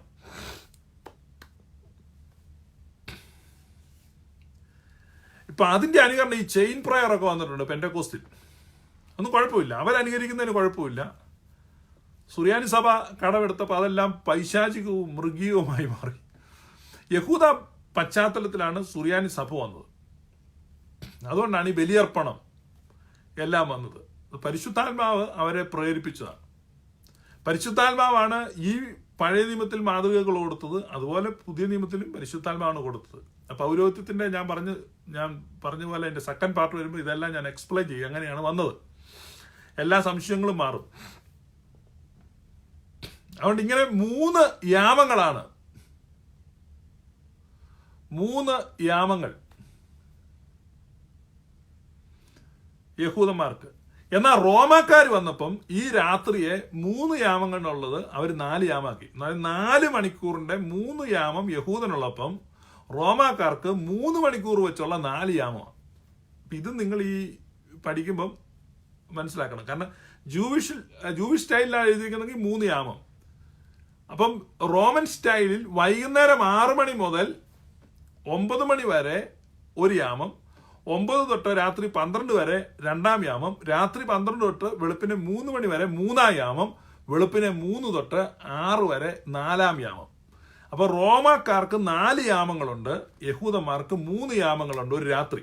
ഈ രാത്രിയെ ഡിവൈഡ് ചെയ്യുന്നത്. ഇപ്പൊ കാവൽക്കാര രാത്രി എന്തായി എന്നൊക്കെ ചോദിക്കുമ്പം രാത്രിയുടെ ഏത് യാമത്തിൽ ആണ് യജമാനൻ വരുന്നത്, ഏത് യാമത്തിലാണ് കള്ളൻ വരുന്നത്, ഈ വരുന്ന ഉപമകളും ഈ ബിബ്ലിക്കലായിട്ടുള്ള ഡിസ്ക്രിപ്ഷൻസ് എല്ലാം മനസ്സിലാക്കണമെങ്കിൽ നിങ്ങൾ ഈ സമയം മണി തിരിച്ചിരിക്കുന്നത്, യാമം തിരിച്ചിരിക്കുന്നത് എങ്ങനെയാണെന്ന് മനസ്സിലാക്കണം. അല്ലെങ്കിൽ തെറ്റിദ്ധാരണ ഉണ്ടാകും. അതുകൊണ്ട് യാമങ്ങളെ നോക്കിക്കൊണ്ടിരിക്കുന്നു, തിരുവെഴുത്തുകളെ ധ്യാനിക്കേണ്ടതിന് എൻ്റെ കണ്ണുകൾ യാമങ്ങളെ നോക്കിക്കൊണ്ടിരിക്കുന്നു. ദാവീദ് പറയുകയാണ്. ദാവീദ് അത്രമാത്രം ദൈവത്തിന്റെ തിരുവെഴുത്തുകളെ, അവന്റെ പ്രമാണങ്ങളെ സ്നേഹിച്ചു. ഞാൻ എൻ്റെ ഭക്ഷണത്തെക്കാൾ അധികം നിന്റെ പ്രമാണങ്ങളെ സ്നേഹിക്കുന്നു. തേനിനേക്കാളും തേൻകട്ടയേക്കാളും ഞാൻ അതിനെ പ്രിയപ്പെടുന്നു. 1000 പൊൻവെള്ളി നാണ്യങ്ങളെക്കാൾ അത് വിലയേറിയതും മഹത്തരവുമാകുന്നു. അപ്പൊ ദൈവിക പ്രമാണങ്ങൾ. എന്നിട്ട് പറയാണ് ഞാൻ യാമങ്ങളെ നോക്കിക്കൊണ്ട്. അപ്പൊ യാമപ്രാർത്ഥനയുണ്ട്. അപ്പൊ അതിൽ നിന്നാണ് ഈ യാമപ്രാർത്ഥനകൾ ഉണ്ടായത്. സുറിയാനി സഭയുടെ ആരംഭകാലത്ത് 7 നേരത്തെ പ്രാർത്ഥനകൾ, 7 യാമപ്രാർത്ഥനയൊക്കെ ഉണ്ടായതും എല്ലാം ഈ ബാക്ക്ഗ്രൗണ്ടിൽ നിന്നാണ്. അപ്പോൾ രാവിലെ 9 മണി എന്ന് പറഞ്ഞാൽ 3-ാം മണി. 3-ാം മണി സമയത്താണ് നമ്മുടെ വാഴ്ത്തപ്പെട്ട കർത്താവിനെ ക്രൂശിൽ കയറ്റുന്നത്. 3-ാം മണി സമയത്ത് പ്രഭാത ബലിയുടെ സമയമാണ്. പ്രഭാത ബലി. ഈ പ്രഭാത ബലി യെരുശലേം ദൈവാലയത്തിനകത്ത് നടക്കുമ്പോൾ പുരോഹിതന്മാർ പാപപരിഹാരത്തിന് വേണ്ടിയുള്ള ഒരു പ്രാർത്ഥനയാണ് നടത്തുന്നത്. അപ്പൊ പാപപരിഹാരത്തിന് വേണ്ടിയുള്ള പ്രാർത്ഥന ഈ ബലി യാഗപീഠത്തിൽ വെച്ചിട്ട് എന്ന് പറഞ്ഞാൽ വെളുപ്പിനെ ഈ യാഗ ഒരുക്കാൻ വേണ്ടി ആഹ്വാനം ചെയ്ത് ലേവ്യരെല്ലാം വന്ന് യാഗം എല്ലാം ഒരുക്കും.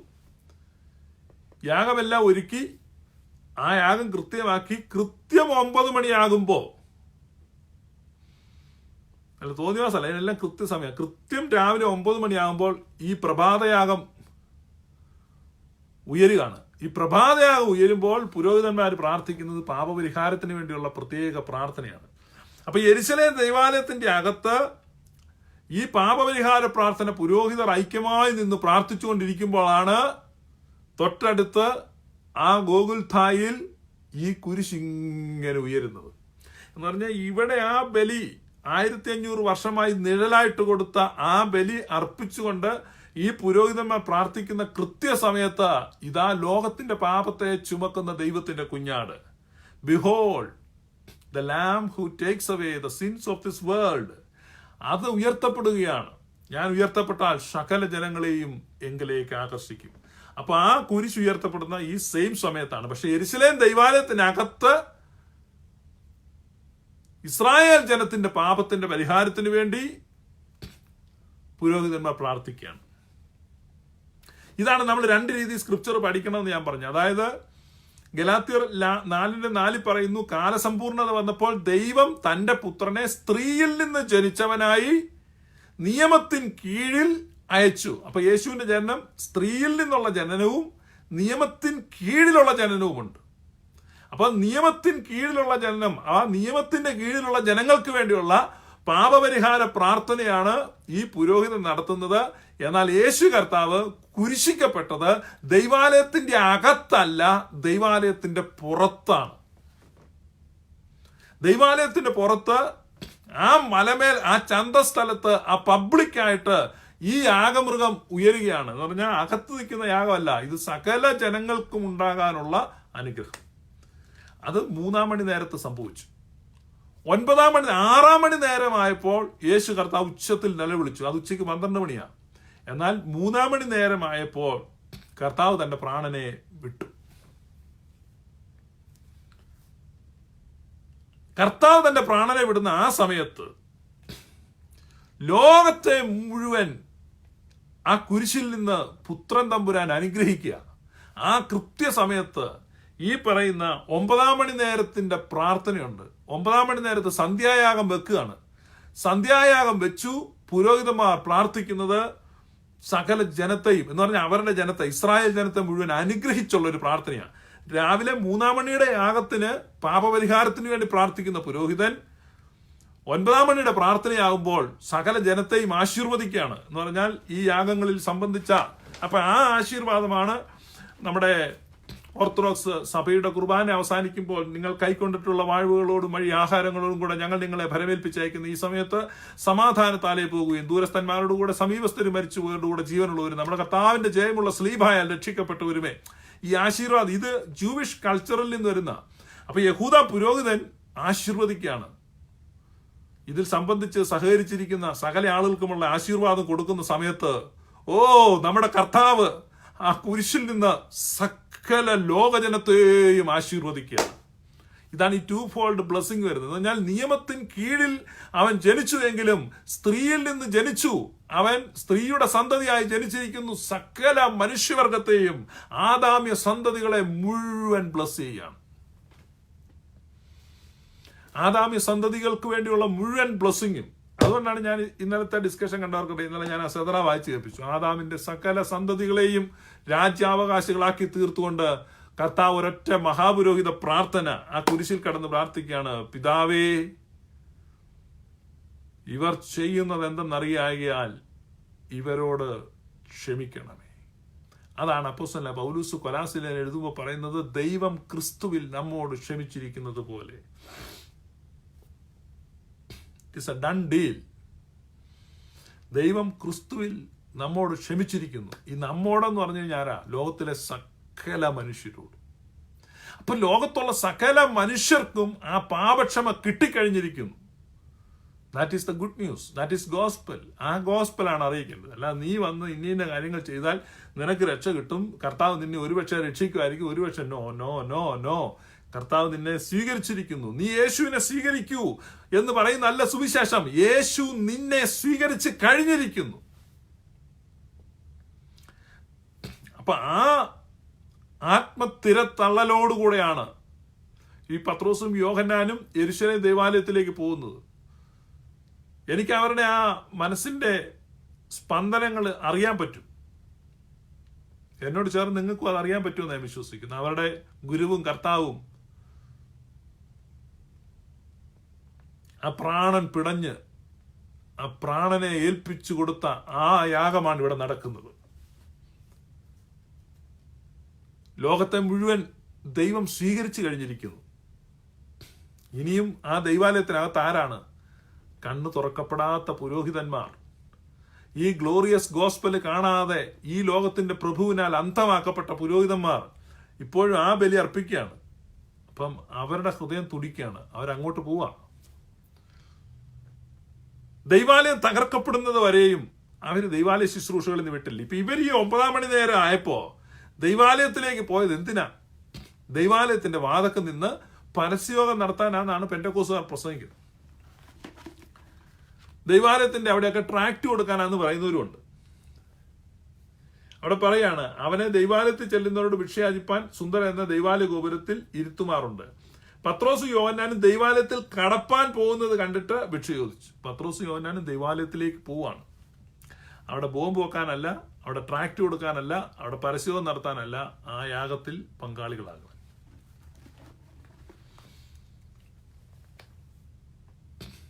എന്തിനാണ് യാഗത്തിൽ പങ്കാളിയാകുന്നത്? കർത്താവായ യേശു ക്രിസ്തുവിന്റെ ക്രൂശ് മരണം, ആ ക്രൂശ് മരണത്തിന് ശേഷമുള്ളവർക്ക് മാത്രമല്ല ഉള്ളത്, എഫിക്കസിയ. അത് ക്രൂശ് മരണത്തിന് ഇപ്പുറത്തോട്ടല്ല, അപ്പുറത്തോട്ടുമാണ്, രണ്ടു വശത്തോട്ടുമാണ്. ആ കർത്താവായ യേശുവിന്റെ കുരിശിൽ നിന്ന് ഇപ്പുറത്തോട്ടും അതിന്റെ അനുഗ്രഹങ്ങൾ ഇന്ന് നമ്മൾ അനുഭവിക്കുന്ന പോലെ അത് നേരെ പുറകോട്ട് ആദാം വരെ പോയി. ആ ക്രൂശിൽ വലിയൊരു പ്രകാശം ഉദിച്ചത്, അതിന്റെ ലൈറ്റ് ബീം കാലത്തിൽ മുന്നോട്ട് സഞ്ചരിക്കുന്ന പോലെ തന്നെ അത് കാലത്തിലൂടെ പിന്നോട്ടും സഞ്ചരിച്ചു. അതിന്റെ പ്രകാശം ഇന്ന് വന്ന് നമ്മുടെ മേൽ നിൽക്കുന്നത് പോലെ തന്നെ അത് പുറകോട്ടും, കാലത്തിന് പുറകോട്ടും പോയി ആദാം വരെ.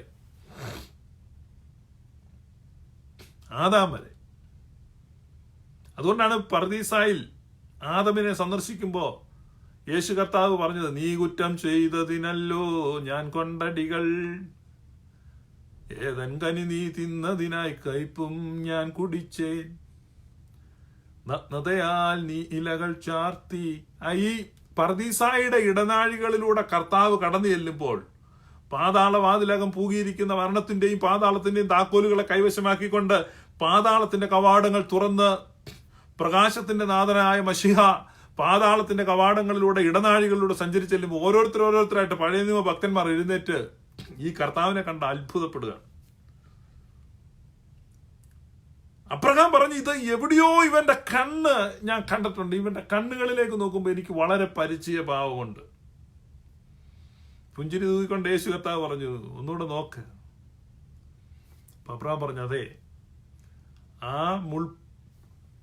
ആ മുൾക്കൂട്ടത്തിനിടയിൽ, ആ മോറിയാമലയിൽ എനിക്ക് കിട്ടിയ ആ കോലാട്ടുകൊറ്റന്റെ കണ്ണുകളിൽ കണ്ട അതേ ഭാവമാണ് ഞാൻ കാണുന്നത്.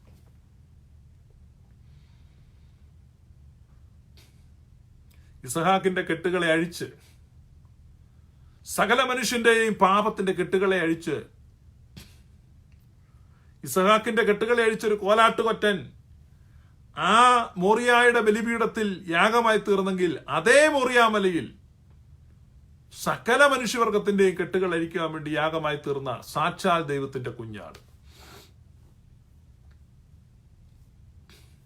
ശബ്ദം കേട്ടപ്പോ ആദാം പറഞ്ഞു, ഈ ശബ്ദം എനിക്ക് എവിടെയോ പരിചയമുണ്ട്. അപ്പൊ ഹൗവ ആദാമിനോട് പറയുകയാണ്, ഇത് നമ്മൾ ഏദനിൽ കേട്ട ശബ്ദമല്ലേ? ഒടുവിലായിട്ടത് കേട്ടത് നീ എവിടെയാണെന്ന് വിളിച്ചില്ലേ? യേശു കർത്താവിനെ ആദാം നോക്കുക.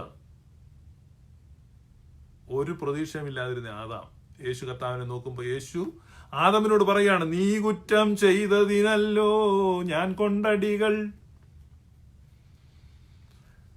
ഏതൻ കനി നീ തിന്നതിനായി കയ്പും ഞാൻ കുടിച്ചേൻ. അപ്പൊ അതാണ് പഴയ നിയമ ഭക്തന്മാരിലേക്ക് ആദാം വരെ ആ പ്രകാശം അങ്ങ് ചെന്നു. അവിടുന്ന് ഇങ്ങോട്ടും അവര് നിഴലായിട്ട് ആ യാഗങ്ങൾ നടത്തി പോന്നെങ്കിൽ ഇന്ന് നമുക്ക് അതേ അനുഗ്രഹത്തിന്റെ എലമെന്റ്സ് ആണ്. അതിനാണ് വിശുദ്ധ കുർബാന തന്നിരിക്കുന്നത്. എൻ്റെ ശരീരം ഭക്ഷിക്കുകയും എൻ്റെ രക്തം പാനം ചെയ്യുകയും ചെയ്തിട്ടല്ലാതെ നിങ്ങൾക്ക് ജീവൻ ഉണ്ടാവുകയില്ല. അതാണ് അതിൻ്റെ. അപ്പം അതുകൊണ്ട് ആ ദൈവാലയത്തെയും ദൈവാലയത്തിലെ പ്രാർത്ഥനകളെയും അപ്പോസ്തലന്മാർ ഹോണർ ചെയ്തിരുന്നു, ഒബ്സർവ് ചെയ്തിരുന്നു. Even after the resurrection and even after the Pentecost they observed it. Pentecost പെരുന്നാളിന് മുമ്പായിരുന്നെങ്കിൽ നമുക്ക് പറയാമായിരുന്നു പരിശുദ്ധാത്മാവ് വന്നില്ല, പരിശുദ്ധാത്മാവ് വരാത്തോണ്ട് അവർക്കറിയത്തില്ലായിരുന്നു. പരിശുദ്ധ റൂഹ വന്നു കഴിഞ്ഞും അവർ ദൈവാലയത്തിൽ പോയിരുന്നു. ട്രാക്ട് കൊടുക്കാനല്ല, ബോംബ് വെക്കാനല്ല, പരിശോധന നടത്താനല്ല, അവർ ആ യാഗത്തിൽ സംബന്ധിച്ചു, ആ പ്രാർത്ഥനയിൽ സംബന്ധിച്ചു. പിന്നീട് സഭ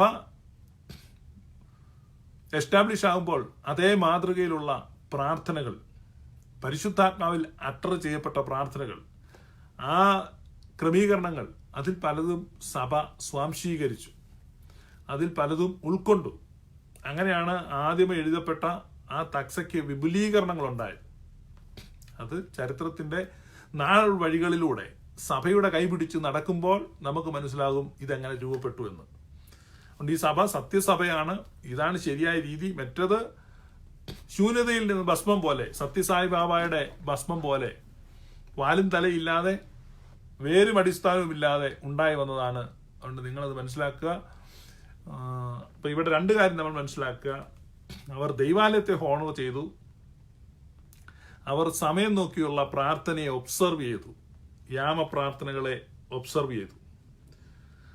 അപ്പോ അവൻ വല്ലതും കിട്ടും എന്ന് കരുതി അവരെ സൂക്ഷിച്ചു നോക്കി.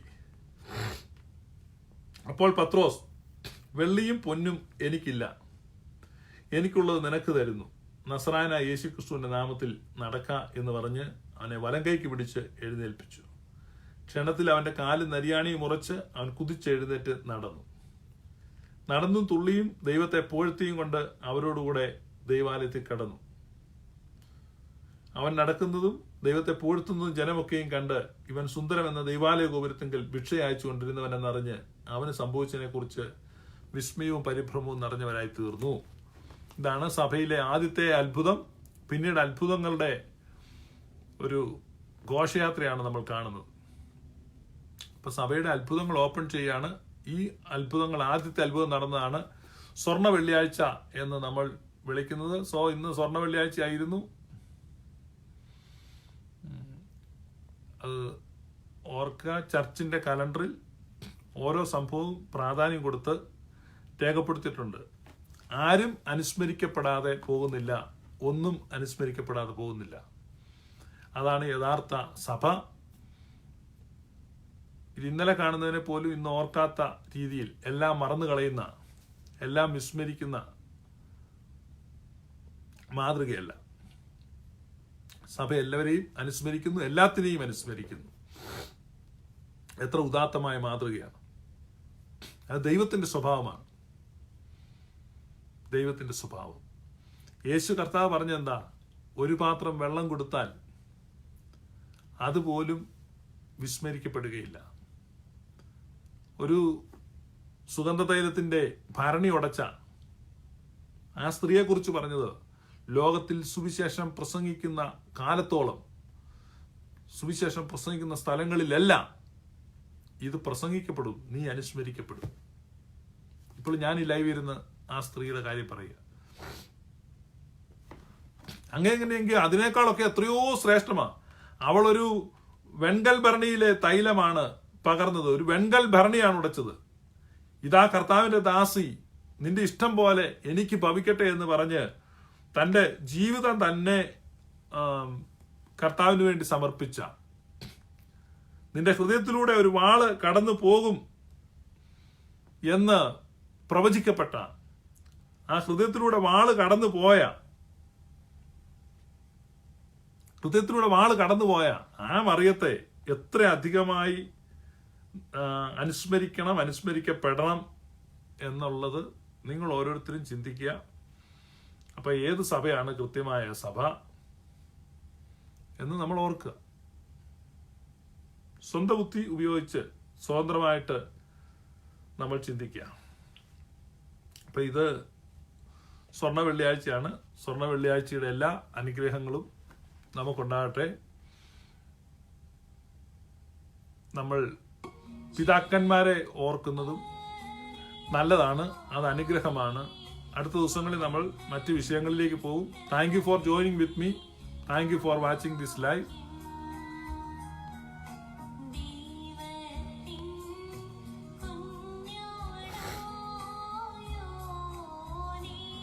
ഷാമുവൽ എൽഡോ ഇന്നും സുറിയാനി സഭ ഉപയോഗിച്ചുകൊണ്ടിരിക്കുന്ന യാക്കോബിന്റെ കുർബാന തക്സ.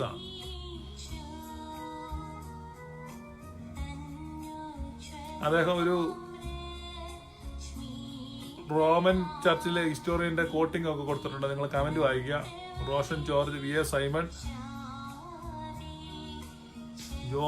ജോൺ വർഗീസ്, മാത്തുക്കുട്ടി പകലോമറ്റം, ജോൺ വർഗീസ് നമ്മുടെ Vadavathoor അപ്രേംപള്ളി ഇടവക്കാരനായിരുന്നു.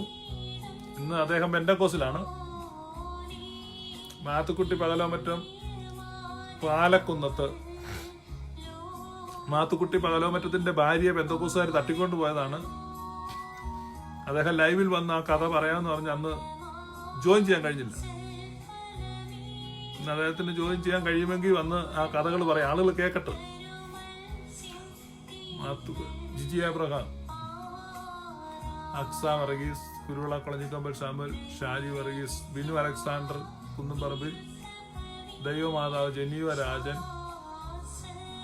Binoy C K, Paulina Benny, Joby B Mathew, Johnson Joy, Lijo Thomas, George Koshy, Joseph Kuruvila, Tina Benjamin, Reji Thomas, Boldan Michael,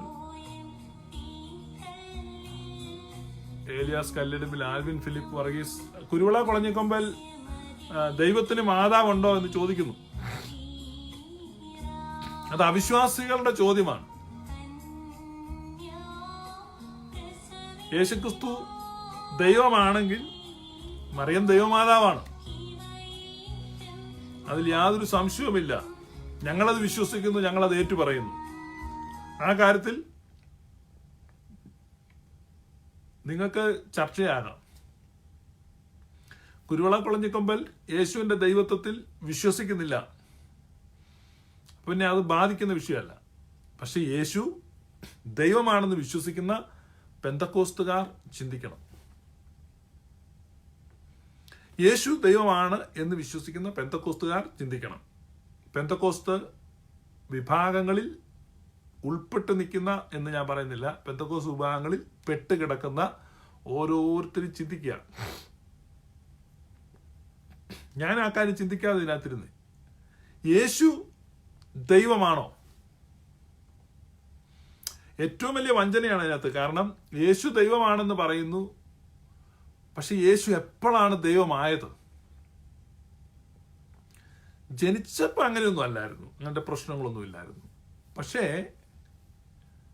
സ്നാനപ്പെട്ടപ്പോൾ അവൻ ദൈവമായി. പിന്നെ മരിക്കാൻ സമയത്ത്, ക്രൂശിക്കാൻ സമയത്ത് അവന്റെ അങ്കിയൊക്കെ ഊരി മാറ്റിയ സമയത്ത് അവന്റെ ദൈവത്വം പോയി. ജനിച്ചപ്പോഴും അവൻ മനുഷ്യനായിരുന്നു, മരിച്ചപ്പോഴും അവൻ മനുഷ്യനായിരുന്നു, ഇടയ്ക്ക് ഒരു 3 കൊല്ലം അവൻ ദൈവമായിരുന്നു. ഇതാണോ പെന്തക്കോസ്ത് വിശ്വാസം? അങ്ങനത്തെ വിശ്വാസമുണ്ട്. ദുരുപദേശങ്ങൾ സീരീസ് എനിക്ക് ടൈം കിട്ടുന്നില്ല, അത് വരുന്നുണ്ട്. 80 ദുരുപദേശമുണ്ട്, 80 എണ്ണം വിശദീകരിക്കാൻ പോവാ. അപ്പൊ 80 ദുരുപദേശങ്ങളെ അതിജീവിച്ചിട്ടാണ് ഈ സഭ ഇവിടെ നിൽക്കുന്നത്. That is I'm talking about the historical church. ചാരിത്രിക സഭയെ കുറിച്ചാണ് പറയുന്നത്. അപ്പൊ 80 ലിസ്റ്റിൽപ്പെട്ട 80 ഹെരസിയിലെ ഒരു ഹെരസിയാണ് കുരുവിള കൊളഞ്ഞിക്കൊമ്പൽ കയ്യിൽ പിടിച്ചിരിക്കുന്നത്. അതിലൊരു ഹെരസിയാണ് ശ്രീമാൻ സെബാസ്റ്റ്യൻ ഫിലിപ്പ് കയ്യിൽ പിടിച്ചിരിക്കുന്നത്.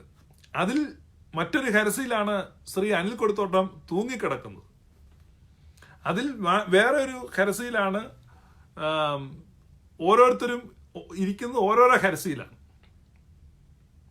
അത് നമ്മളെ ഹെരസികൾ പഠിക്കുമ്പോൾ മനസ്സിലാവും ഇവർ പറയുന്നത് എന്താണ്. നമ്മുടെ പിതാക്കന്മാർ ഈ വക കാര്യങ്ങളിൽ വളരെ സൂക്ഷ്മതയുള്ളവരായിരുന്നു. ഞാൻ പറയുന്നത് മലങ്കരയിലെ പിതാക്കന്മാരെ കുറിച്ച്. നമ്മളോർക്ക് അവരെല്ലാം പൊട്ടന്മാരും ഊളന്മാരും. നോ, മലങ്കരയിലെ പിതാക്കന്മാർ, ഞാൻ പറഞ്ഞത് നമ്മുടെ മലയാളികളായ നമ്മുടെ പിതാക്കന്മാർ അക്കാര്യത്തിൽ വളരെ സൂക്ഷ്മദൃക്കുകളായിരുന്നു. ഒരു ഉപദേശം കൊണ്ടുവരുമ്പോൾ ആ ഉപദേശത്തിന്റെ ദൈവശാസ്ത്രപരമായ സൂക്ഷ്മതലങ്ങളെ പോലും വിശകലനം ചെയ്യാൻ പ്രാപ്തിയുള്ളവരായിരുന്നു, ശേഷിയും ശേമുഷിയും ഉള്ളവരായിരുന്നു മലങ്കരയിലെ പിതാക്കന്മാർ. അതുപോലെ സൂക്ഷിച്ചാണ് ഉപദേശങ്ങൾ സ്വീകരിച്ചത്. ഇന്ന് നമ്മൾ മക്കളുടെ കാലമായപ്പോൾ നമ്മൾ അതിനകത്ത് ലീസ്റ്റ് പോകാതെ യേശു എന്ന് കേട്ടാൽ ഞാൻ ഓക്കെ, യേശു എന്ന് കേട്ട് കഴിഞ്ഞാൽ പിന്നെ എല്ലാം ഓക്കെ, എല്ലാം കറക്റ്റാന്ന് വിചാരിക്കുന്നത്. ഇത്രയും കുഴപ്പമുണ്ടെന്നും ഗുരുതരമായ ദുരുപദേശങ്ങളാണ് ഈ വരുന്നതെന്നും നമ്മൾ തിരിച്ചറിയുന്നില്ല. മലങ്കരയിലെ പള്ളികളിൽ പോലും ദുരുപദേശമാണ് ഘോഷിക്കുന്നത്. പല പ്രസംഗങ്ങളിലും, പല കൺവെൻഷൻ പ്രസംഗവും ഞാൻ യൂട്യൂബിൽ കാണുന്നുണ്ട്. സഭയുടെ വിശ്വാസത്തിനെതിരായിട്ടാണ് പ്രസംഗിക്കുന്നത്. അപ്പൊ സഭയുടെ വിശ്വാസം അനുസരിച്ച് ഭേദം കൂടാതെ അവൻ മനുഷ്യനായി തീർന്നു, ഭേദം കൂടാതെ അവൻ മനുഷ്യനായി തീർന്നു. അതാണ് സഭയുടെ വിശ്വാസം. ഭേദം കൂടാതെ അവൻ മനുഷ്യനായി തീർന്നു. ചർച്ച അതാണ് വിശ്വസിക്കുന്നത്. അപ്പോ ദൈവത്വവും മനുഷ്യത്വവും അവനിൽ സമഞ്ജസമായി സമ്മേളിച്ചു. That is hypostatic union. അപ്പൊ സമഞ്ജസമായി ദൈവത്വവും മനുഷ്യത്വവും സമ്മേളിച്ച ആ കർത്താവ് മറിയത്തിന്റെ ഉദരത്തിൽ കിടക്കുമ്പോൾ അവൻ ദൈവമായിരുന്നു എന്നാണ് സഭ വിശ്വസിക്കുന്നത്. അതുകൊണ്ടാണ് മറിയത്തിന്റെ സാന്നിധ്യത്തിൽ എലിശബായുടെ ഉദരത്തിൽ യോഹന്നാൻ തുള്ളിച്ചാടിയത്. അപ്പോൾ മറിയത്തെ നോക്കി എലിശബ പരിശുദ്ധാത്മാവ് നിറഞ്ഞവളായി വിളിക്കുകയാണ്, എൻ്റെ കർത്താവിൻ്റെ അമ്മ, ഹോളി തിയോട്ടോക്കോസ്, എൻ്റെ കർത്താവിൻ്റെ അമ്മ, എൻ്റെ അടുക്കൽ വരുവാനുള്ള ആ പദവി എനിക്ക് എങ്ങനെയുണ്ടായി? പരിശുദ്ധാത്മാവ് നിറഞ്ഞവളായിട്ടാണ് പറഞ്ഞത്, പരിശുദ്ധാത്മാവ് നിറഞ്ഞവളായിട്ട്. അതുകൊണ്ടാണ് മറിയം സംശയം കൂടാതെ ദൈവമാതാവെന്ന് സഭ പ്രഖ്യാപിച്ചത്. ഞാൻ അത് വിശ്വസിക്കുന്നു. എന്നോട് ചേർന്ന് എത്ര പെന്തക്കോസ്തുകാർ അത് വിശ്വസിക്കും, എത്ര പെന്തക്കോസ്തുകാർ അതിനാമേൻ പറയും. അതിനാമേൻ പറഞ്ഞില്ലെങ്കിൽ യേശുവിന്റെ ദൈവത്വം യു ആർ നള്ളിഫൈങ് ഇറ്റ്. പിന്നെയുള്ള ഓപ്ഷൻ നിങ്ങൾ പറഞ്ഞ പോലെ ഒരു ഇമ്പ്യൂട്ടഡ് ഡിവിനിറ്റിയാണ്. എന്ന് പറഞ്ഞാൽ അവനിൽ അടിച്ചേൽപ്പിക്കപ്പെട്ട അല്ലെ കുത്തിവെച്ച ഒരു ദൈവത്വം, സ്നാനത്തിന്റെ സമയത്ത് കൊടുത്ത ദൈവത്വം. സഭ പറയുന്നു അവൻ എല്ലാ കാലത്തും ദൈവമായിരുന്നു. മറിയത്തിന്റെ ഉദരത്തിൽ അവൻ കിടന്നപ്പോൾ അവൻ ദൈവമായിരുന്നു. അവളുടെ കൈകളിൽ താലോലിക്കപ്പെട്ടപ്പോൾ അവൻ ദൈവമായിരുന്നു. അവരുടെ മുലപ്പാൽ കുടിച്ച് അവൻ വളർന്നപ്പോൾ അവൻ ദൈവമായിരുന്നു. അവളുടെ കൈക്ക് പിടിച്ച് അവൻ നടന്നപ്പോൾ അവൻ ദൈവമായിരുന്നു. കടലിന് മീതെ നടന്നപ്പോൾ അവൻ ദൈവമായിരുന്നു. കാറ്റിനെയും കടലിനെയും ശാന്തമാക്കിയപ്പോൾ അവൻ ദൈവമായിരുന്നു. 5 അപ്പം കൊണ്ട് 5000 പേരെ ഭക്ഷണം കൊടുത്ത് സംതൃപ്തിപ്പെടുത്തിയപ്പോൾ അവൻ ദൈവമായിരുന്നു. പിലാത്തോസിന്റെ മുമ്പിൽ ബന്ധിക്കപ്പെട്ടവനായി നിന്നപ്പോൾ അവൻ ദൈവമായിരുന്നു. പടയാളികളാൽ നഗ്നനാക്കപ്പെട്ടപ്പോൾ അവൻ ദൈവമായിരുന്നു. അവരാൽ മുൾക്കിരീടം ധരിപ്പിക്കപ്പെട്ടപ്പോൾ അവൻ ദൈവമായിരുന്നു. മുഖത്ത് തുപ്പലുകൾ ഏൽക്കുമ്പോൾ അവൻ ദൈവമായിരുന്നു. താടിനവൻ വലിച്ചു പറിക്കപ്പെടുമ്പോൾ അവൻ ദൈവമായിരുന്നു. ഉഴവുചാൽ പോലെ മുതുക് വലിച്ചു കീറപ്പെടുമ്പോൾ അവൻ ദൈവമായിരുന്നു. സ്കീപ്പായിലേക്ക് വീഴ്ത്തപ്പെടുമ്പോൾ അവൻ ദൈവമായിരുന്നു. കുരിശിൽ തറയ്ക്കപ്പെട്ട് ഉയർത്തുമ്പോൾ അവൻ ദൈവമായിരുന്നു. 2 കള്ളന്മാരുടെ മധ്യ തൂക്കപ്പെട്ടപ്പോൾ അവൻ ദൈവമായിരുന്നു. എന്റെ പ്രാണനെ ഇതാ ഏൽപ്പിക്കുന്നു എന്ന് പറഞ്ഞപ്പോഴും അവൻ ദൈവമായിരുന്നു. ആ ദൈവമാണ് കുരിശിൽ മരിച്ചത്. അതാണ് സഭയുടെ വിശ്വാസം. ഇപ്പൊ നിങ്ങൾക്ക് സംശയങ്ങൾ തുറന്നുണ്ടാകാം. ദൈവം ജനിക്കുമോ, ദൈവം മരിക്കുമോ, ദൈവത്തിന് വിശക്കുമോ, ദൈവത്തിന് ദാഹിക്കുമോ? ഭേദം കൂടാതെ അവൻ ദൈവമായിരുന്നു. മനുഷ്യത്വവും ദൈവത്വവും അവനിൽ സമഞ്ജസമായി സമ്മേളിച്ചു. Hypostatic union. ഇതാണ് ഫെയ്ത്ത്. ഈ ഫെയ്ത്തിന് വേണ്ടിയാണ് അവർ കൊല്ലപ്പെട്ടത്. ഈ ഫെയ്ത്തിന് വേണ്ടിയാണ് അവർ പരിഹസിക്കപ്പെട്ടത്. ഈ ഫെയ്ത്തിന് വേണ്ടിയാണ് അവർ നിന്ദിക്കപ്പെട്ടത്, ഉപദ്രവിക്കപ്പെട്ടത്. അവർ അടിച്ചോടിക്കപ്പെട്ടത്. പക്ഷെ ആ ഫെയ്ത്ത് അവർ മുറുകെ പിടിച്ചു. ഒരു കാര്യമുണ്ട്, ഈ ഫെയ്ത്തിൽ മാത്രമേ രക്ഷയുള്ളൂ. അല്ലെങ്കിൽ നിങ്ങൾക്ക് ഒരിക്കലും നിങ്ങളുടെ സാൽവേഷനെ ഡിഫൈൻ ചെയ്യാൻ പറ്റത്തില്ല. മനുഷ്യവർഗത്തിന്റെ രക്ഷ ഈ ഫെയ്ത്ത് ആണെങ്കിൽ മാത്രമേ തിയോളജിക്കലായിട്ട് ഡിഫൈൻ ചെയ്യാൻ കഴിയത്തുള്ളൂ. ഈ ഫെയ്ത്ത് നിങ്ങൾക്കില്ലാത്തതുകൊണ്ടാണ് പല ചോദ്യങ്ങളിലും പതറിപ്പോകുന്നത്. ഇതാണ് സഭയുടെ ഏറ്റവും പരിശുദ്ധമായ വിശ്വാസം. സോ ഞാൻ എൻ്റെ അന്വേഷണത്തിൽ കണ്ടെത്തിയത് ഏറ്റവും കൃത്യമായ ക്രിസ്തീയ വിശ്വാസം ഇതാണ്. നമ്മുടെ എല്ലാ ചോദ്യങ്ങൾക്കും ഉത്തരം തരുന്നതും, നമ്മുടെ സംശയങ്ങളെ ദൂരീകരിക്കുന്നതും, നമ്മുടെ ആശങ്കകളെ അകറ്റുന്നതും, നമ്മുടെ എല്ലാ പാരവശ്യങ്ങളെയും നീക്കം ചെയ്യുന്നതും, നമ്മുടെ എല്ലാത്തരം ആത്മീക ദാഹങ്ങളെ ശമിപ്പിക്കുന്നതുമായിരിക്കുന്ന ദൈവശാസ്ത്ര കാഴ്ചപ്പാടാണിത്. ആ ദൈവശാസ്ത്ര കാഴ്ചപ്പാട് വിശ്വസിക്കുമ്പോൾ ആ ദൈവശാസ്ത്ര കാഴ്ചപ്പാടിൽ അദ്വിതീയമായ ആ സ്ഥാനം പരിശുദ്ധ മറിയത്തിനുണ്ട്. അവൾ സംശയം കൂടാതെ ദൈവമാതാവെന്ന് പിന്നെയും ഉറക്കെ പറയുകയാണ്. അവൾ സംശയം കൂടാതെ ദൈവമാതാവ് തന്നെയാണ്. ദൈവം നിങ്ങളെല്ലാവരെയും അനുഗ്രഹിക്കട്ടെ. May God bless you.